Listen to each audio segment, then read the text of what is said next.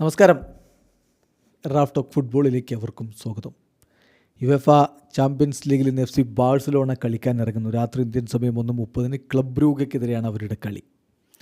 ബാഴ്സയ്ക്ക് ഇത് എവേ മത്സരമാണ്. നിലവിൽ 3 കളികൾ UCL കളിക്കുമ്പോൾ 2 വിജയം 1 തോൽവി 6 പോയിൻറ്റോടെ 12ാമതാണ് ബാഴ്സലോണ ഉള്ളത്. ഇന്നൊരു വിജയം അനിവാര്യമാണ്.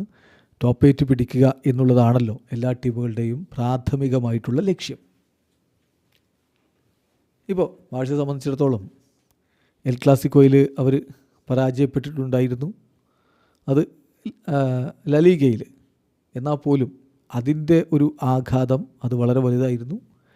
അതിൽ നിന്ന് അവർ എൽച്ചയ്ക്കെതിരെ 3-1 വിജയവുമായി തിരികെ വന്നിട്ടുണ്ട്. ഇനിയൊരു മികച്ച മുന്നോട്ട് പോക്ക് അവർക്കുണ്ടാകണമെങ്കിൽ ക്ലബ് ബ്രൂഗയ്ക്കെതിരെ ഒരു ഗോൾ വർഷം തന്നെ നടത്തണം. അതാണ് ആരാധകർ ആഗ്രഹിക്കുന്നത്. പക്ഷെ പോയ സീസണിലെ ബാഴ്സയുടെ അതേ മികവ് ഈ സീസണിലുണ്ടോ എന്ന് സംശയിക്കുന്നവരുമുണ്ട്.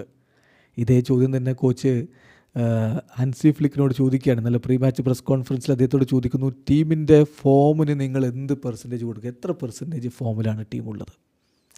അദ്ദേഹത്തിൻ്റെ മറുപടി, നമുക്ക് കഴിഞ്ഞ സീസണിലെ പ്രകടനവുമായിട്ട് ഇപ്പോഴത്തെ പ്രകടനത്തെ നമുക്ക് കമ്പയർ ചെയ്യാൻ പറ്റില്ല. റൈറ്റ് നൗ നമുക്ക് ഒരുപാട് ഇഞ്ചോർഡ് പ്ലേയേഴ്സ് ഉണ്ട്. അതാണ് നമ്മൾ ആദ്യം മനസ്സിലാക്കേണ്ടത്. ലാസ്റ്റ് സീസണിൽ നമുക്ക് റാഫീഞ്ഞ, ലെവേ, ലാമിൻ യമാൽ ഇവരെല്ലാം ഒരുമിച്ച് സ്ഥിരമായിട്ട് മുന്നേറ്റത്തിൽ കളിച്ചുകൊണ്ടിരുന്നു. ഇപ്പോൾ പരിക്കിൻ്റെ പിടിയിലാണ്. ചിലർ പരിക്കിൽ നിന്ന് മുക്തരായി തിരികെ വരുന്നു.